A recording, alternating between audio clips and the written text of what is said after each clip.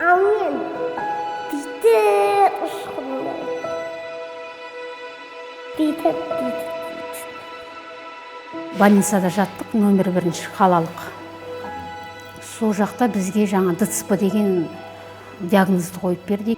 Уже 6 айында жаңағы нені қойғаннан, диагнозды қойғаннан кейін уже біз бастадық.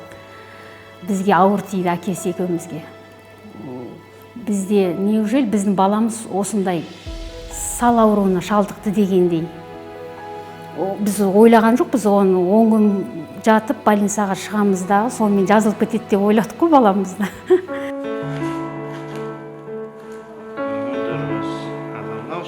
Екіншісі жүріп бастап, уже қолына бір нәрселер ұстап бастаған кезде, анау егізіне қарайсындағы, сол кезде жүрегіне батады да, анау ештеңке ұстай алмайды, қашан болады деген сияқты асығып, тезірек болса екен деп.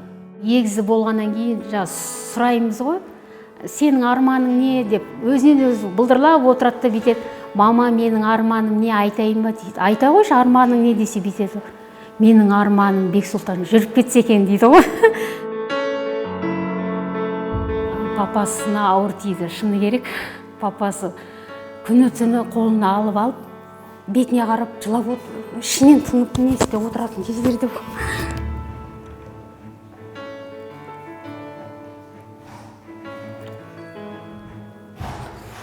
Ер адам сыртына шығармайды ғой енді, бәрін ішінде ұстайды.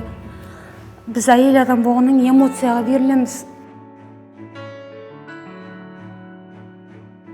Кейбір әке-шелерді байқайсыз қой, мысалға шыдай алмайды. Бұл ДЦП-ға өте төзім мен шыдау керек екен.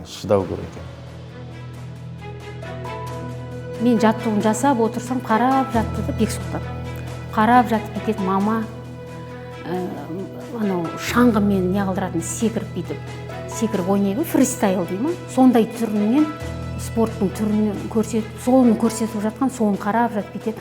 Мама, мен өскен кезде осындайдан чемпион болам дейді. Маған көкте ойнайды. Көкте ойнаймын?